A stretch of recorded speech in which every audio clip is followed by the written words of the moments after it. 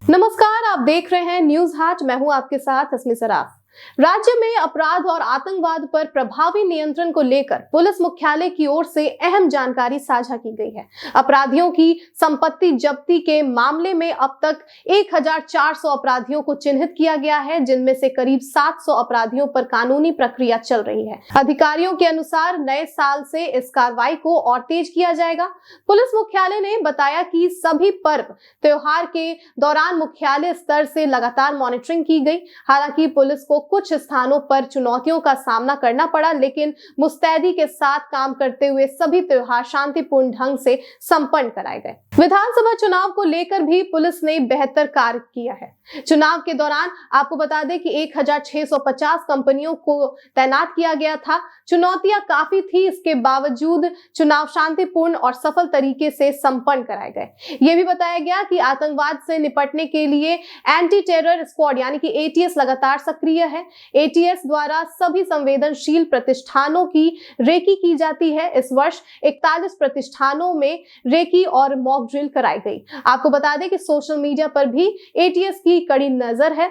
वर्ष 2025 में 176 ऐसे व्यक्तियों को चिन्हित किया गया है जिनके सोशल मीडिया पोस्ट राष्ट्र विरोध प्रतीत हो रहे थे। इनमें से 5 लोगों पर कार्रवाई की प्रक्रिया भी चल रही है। पुलिस बल की ट्रेनिंग को लेकर भी महत्वपूर्ण कदम उठाए गए हैं। इस वर्ष 176 पुलिस कर्मियों को एनएसजी मानेसर और एनएसजी कोलकाता में प्रशिक्षण दिलाया गया है। एटीएस को और मजबूत करने के लिए पटना, गया, मोतिहारी, दरभंगा और पूर्णिया में क्षेत्रीय इकाई के रूप में स्थापित करने का प्रस्ताव डीजीपी द्वारा गृह विभाग को भेजा गया है। साथ ही हर थाना में एक अधिकारी और एक कर्मी की तैनाती की जाएगी, जिनका मुख्य कार्य आतंकवाद से संबंधित सूचना संकलन होगा। एटीएस द्वारा पब्लिक आउटरीच प्रोग्राम भी चलाया जा रहा है। आपको बता दें कि जिसका उद्देश्य युवाओं में राष्ट्रभक्ति की भावना को मजबूत करना है। नए साल को लेकर पुलिस मुख्यालय से सभी थानों को दिशा निर्देश दिए जा रहे हैं। प्रयास रहेगा कि पुलिस बल सड़कों पर दिखे,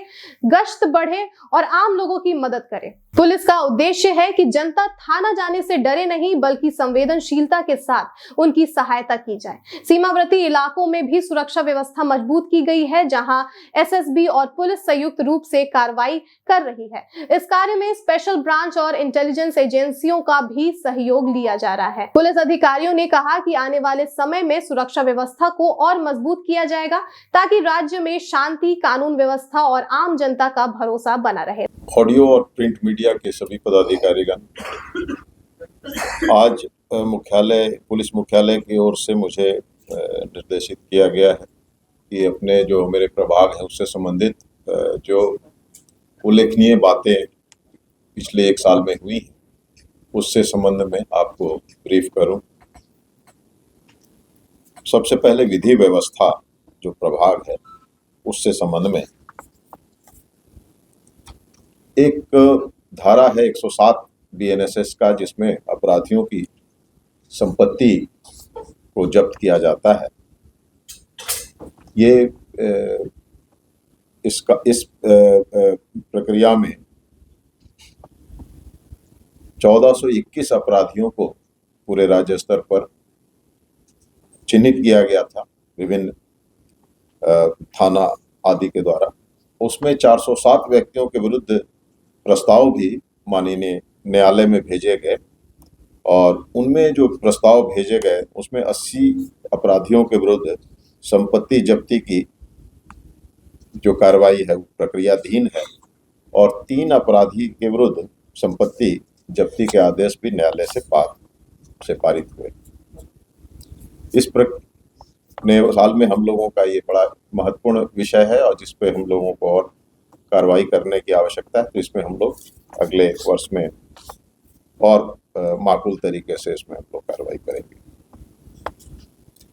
बीएनएस की धारा 125 और 135 जो है वो निरोधात्मक कार्रवाइयों से संबंधित है।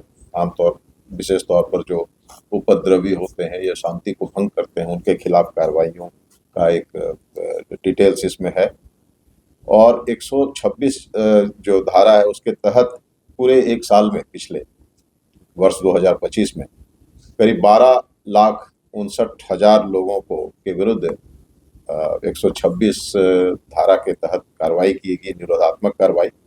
और उसमें विशेष तौर पे 135 धारा जो है जिसमें बॉन्ड डाउन की प्रक्रिया किया जाता है, तो बीएनएसएस के 135 के तहत बंद पत्र की कार्रवाई 3,63,927 अपराधियों के विरुद्ध की गई। सीसीए की धारा 3 के तहत, इसके तहत जो अपराधी हैं उनका थाना बदर या जिला बदर किया जाता है, और इस प्रक्रिया में 6,377 व्यक्तियों के विरुद्ध जिलाधिकारी को प्रस्ताव भेजा गया, जिसमें 4,287 व्यक्तियों के विरुद्ध आदेश पारित हुआ। ज्यादातर थाना बदर का है और कुछ जिला बदर के। सीसीए की धारा 12(1) के तहत, इसके तहत जो अपराधी जेल में है और अगर वो जेल से बाहर निकलें तो विधि व्यवस्था को प्रभावित हो सकता है, तो ऐसे लोगों के विरुद्ध निरोधादेश के लिए कार्रवाई की जाती है, और इसमें 74 अपराधियों के विरुद्ध प्रस्ताव भेजी गई और 10 अपराधियों के विरुद्ध निरोधादेश न्यायालय से पारित की गई। इसमें 3 से 6 महीना और अधिक अपराधी जेल में रहते हैं। अपराध की मुख्य शीर्ष जो है उसमें गिरफ्तारियां, उनको विधि व्यवस्था प्रभाग लगातार प्रतिदिन मॉनिटर करता है, किस जिला के किस थाना में गिरफ्तारी की जा रही है, कहाँ कम हुआ कहाँ नहीं हुआ। तो इसमें जो है पूरे राज्य स्तर पर हत्या के 5,620 अपराधियों को जेल भेजा गया, डकैती के 1,054, लूट के 2,082 अपराधियों को जेल भेजा गया है। SC/ST एक्ट से संबंधित मामलों में 3,600 लोगों को, बलात्कार एवं अपहरण और अन्य संगीन जो कांड हुए हैं उसमें 3,52,000 लोगों को की गिरफ्तारी की गई है। 4,590 आग्नेयास्त्र भी बरामद हुए हैं, जो रेगुलर और नॉन रेगुलर, देसी और रेगुलर हैं, दोनों हैं, और 28,524 कारतूस भी बरामद हुए हैं। विधि व्यवस्था को प्रभावित करने वाले जो मामले हैं, विशेष तौर पर जो सांप्रदायिक हिंसा है या पुलिस पर हमला, हर्ष फायरिंग, ये सब हम लोग विधि व्यवस्था को प्रभावित करने वाले मामलों में रखते हैं, तो उसमें भी गिरफ्तारियां की गई हैं। सांप्रदायिक हिंसा के मामले में 1,357 लोगों को गिरफ्तार किया गया है, और पुलिस पर हमला के मामले में 5,562 लोगों को, भीड़ द्वारा हिंसा में 81 लोगों को, और हर्ष फायरिंग के मामले में 71 लोगों को, कुल इस तरह से 7,071 लोगों को गिरफ्तार किया गया है। इसके परिणाम भी अच्छे हुए। सांप्रदायिक हिंसा के मामले बिल्कुल ही कम, बहुत ही कम रहे, और हर्ष फायरिंग की घटनाएं भी बहुत कम हुई, और अन्य भीड़ द्वारा हिंसा और पुलिस पर हमला जो है वो भी उत्तरोत्तर कम होते जा रही है। पर्व त्योहार, जितने भी पर्व त्योहार होते हैं उसकी मॉनिटरिंग कंट्रोल रूम के माध्यम से लॉ एंड ऑर्डर प्रभाग द्वारा किया जाता है। जितने भी त्योहार हुए, जितने भी पर्व रहे, दशहरा, ईद, होली, सभी जो है शांतिपूर्ण ढंग से संपन्न हुआ। पुलिस को छोटे मोटे परेशानियों का सामना करना पड़ा, लेकिन पुलिस मुस्तैद रही, और कोई मामले अगर हुए तो उसका निराकरण स्थल पर वहीं पे उसका निपटारा किया गया।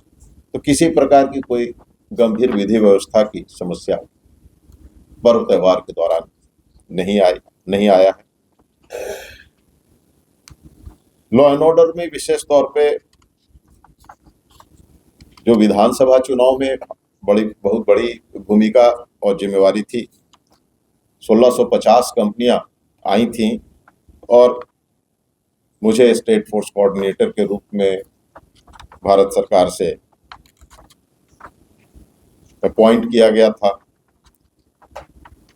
तो ये 1650 कंपनियां जो आई, उनको उनका कहाँ पर पहुंच रहे हैं, कब चल रहे हैं, उनको रिसीव करना, उनके लिए जिस जिला में जाना है उनको वहाँ से गाड़ियाँ मंगवा के पहुँचाना, उनके आवासन की व्यवस्था देखना, जिसमें वो सभी बुनियादी सुविधाएं जो हैं वो होनी चाहिए, आवासन, पानी की व्यवस्था, बिजली की व्यवस्था आदि। तो ये सब प्रक्रिया जो था एक काफ़ी चुनौतीपूर्ण चीज़ था, काम था। और लॉ एंड ऑर्डर यूनिट ने बड़ा इसका बहुत अच्छे ढंग से अपनी भूमिका को निभाया और 1650 कंपनियों का डिप्लॉयमेंट भी बहुत अच्छे ढंग से किया और हर एक जगह शांति के साथ चुनाव कार्य जो है संपन्न हुआ। इसके साथ साथ एटीएस पब्लिक आउटरीच प्रोग्राम चला रहा है, जिसका उद्देश्य है कि युवाओं को सकारात्मक दिशा में मार्गदर्शन प्रदान करना और सामाजिक सद्भाव और राष्ट्र प्रेम की भावनाओं को उनमें मजबूती से लाना, उनको राष्ट्र प्रेम और सद्भावना की भावना को उनमें सुदृढ़ करना। विशेष निगरानी इकाई जो है उसमें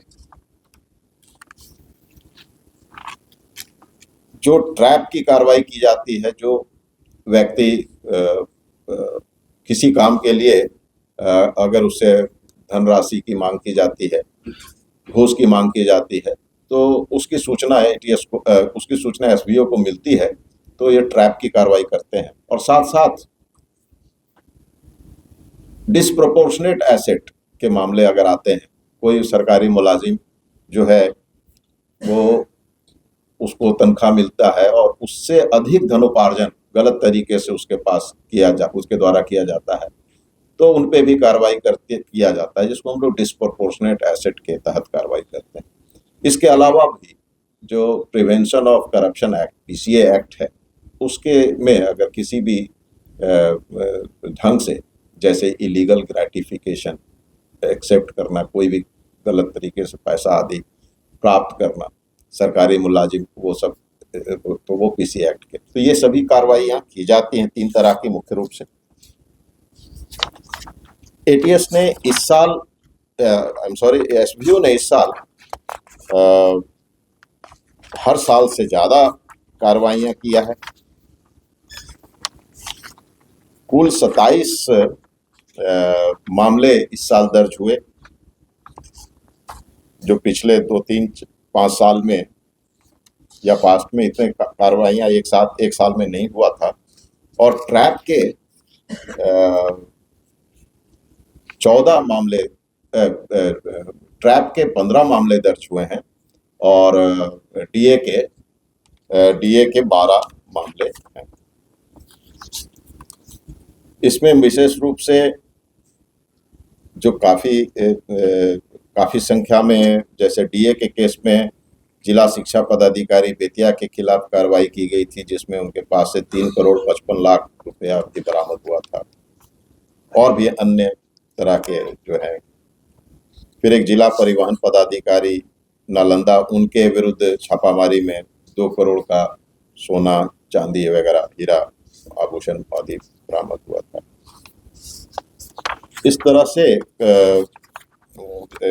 जो है एसपीयू जो है, स्पेशल विजिलेंस यूनिट भी, जो सरकार जो नीति है, जीरो टॉलरेंस अगेंस्ट करप्शन, उसमें बढ़ चढ़ कर अपनी भूमिका को निभा रहा है। तो ये तीनों प्रभाग से यही था मेरे पास, और ये इसकी कॉपी मैं आप लोगों को उपलब्ध करा दूंगा।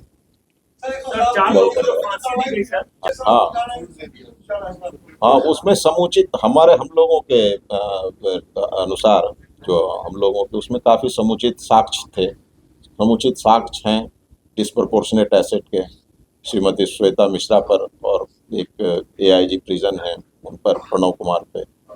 तो ये दोनों पर लेकिन कतिपय कारण से वहाँ से स्क्वैश हुआ है और उससे हम लोग संतुष्ट नहीं हैं, और समुचित साक्ष्य है और सब कुछ होने के बाद हम लोग महसूस किए हैं कि हम लोग एसएलपी में जाएंगे सुप्रीम कोर्ट में उनके उसके खिलाफ। कौन तीनों अपराधी? हाँ, ये सब जो है छठे हुए बदमाश हैं और उनका सबका दो मुजफ्फरपुर से हैं, एक वैशाली से हैं, तो उसका भी डिटेल आपको हम दे देंगे। ये सब ये इन्हीं तरह के बदमाश हैं, उसका डिटेल आपको हम दे देंगे। तो आप नए साल पे लॉ एंड ऑर्डर जो है वो जिला को गाइड करता है और उनके डेटा को लेके एनालिसिस करता है और उनको बताता है कि आप कहाँ अच्छा कर रहे हैं, कहाँ अच्छा बुरा कर रहे हैं, जो एसपी अच्छा कर रहे हैं, जो थाना अच्छा कर रहा है और जो नहीं कर रहा है उस पर उनका नज़र डालता है। तो नए साल के दृष्टिकोण से तो लॉ एंड ऑर्डर में यही हम लोगों की है कोशिश कि फोर्स जो है, विजिबल फोर्स जो है वो काफ़ी दिखे पूरे शहरी क्षेत्र में, ग्रामीण क्षेत्र में विजिबिलिटी ऑफ फोर्स दिखना चाहिए। प्रभावकारी ढंग से गश्ती हो, नाइट की पेट्रोलिंग हो और जो पुलिस का एक हेल्पिंग हैंड हो वैसे लोगों की तरफ जो पुलिस जिनको किसी न किसी तरह से कोई परेशान कर रहा है, सकारात्मक सोच के साथ पुलिस जो है उनको मदद करे। जनता दरबार जो है वो हर एक स्तर पर हो और एक अच्छा माहौल पुलिस का बने जिसमें थाना में जो है पब्लिक जाने में डरे नहीं और थाना पब्लिक के समस्याओं की उपेक्षा नहीं करे और संवेदनशील होकर उसके मामलों में प्रोएक्टिव होकर कार्रवाई करे। यही परिकल्पना के आधार पर सारा सोच है कि हम लोग बेहतर से बेहतर पुलिसिंग दे सकें संवेदनशीलता के साथ। बॉर्डर इलाकों की सुरक्षा नए साल में कैसे? बॉर्डर का जो क्षेत्र है उसमें तो मुख्य रूप से हमारा सहयोग जो है एसएसबी करते हैं और एसएसबी की जो टीम है, जहां तक मुझे स्मरण है, हर एक 3-3 किलोमीटर पे उनका एक बीओपी है और वो जो है उसके साथ हमारा जो उस क्षेत्र का जो थाना पुलिस है वो रियल टाइम में जुड़े हुए हैं। हर एक डीएसपी साहब जो हैं वो जितने बीओपी हैं और थाना की जो है उसको एक ग्रुप बनाए हुए हैं, व्हाट्सएप पर भी है और कोई भी तरह का जो है ज्वाइंट पेट्रोलिंग करना या किसी भी तरह का कोई अपराधी को उठाना या वारंट एग्जीक्यूशन है या कहीं नाका लगाना है, ये तो में पुलिस भी, एसएसबी और पुलिस दोनों मिलकर बॉर्डर क्षेत्र पे कार्रवाई कर रहे हैं। साथ ही साथ जितने भी स्पेशल ब्रांच हैं अपने बिहार की तरफ से और सेंट्रल गवर्नमेंट की भी जितनी एजेंसियां हैं, स्पेशल ब्यूरो है, आईबी हैं ये और कस्टम्स और उसके भी जो इंटविंग है, ये सब कोऑर्डिनेटेड वे में सूचना संकलन कर रहे हैं और आईबी उसको रेगुलर हम लोग सबको जिसके संबंध में जैसा जिस विभाग का जो सूचना होता है उसको तुरंत पास करता है और हम लोग एक दूसरे को रियल टाइम एक्सचेंज भी करते हैं। तो फिलहाल के लिए बस इतना ही। आप देखते रहिए न्यूज़ हाट। धन्यवाद।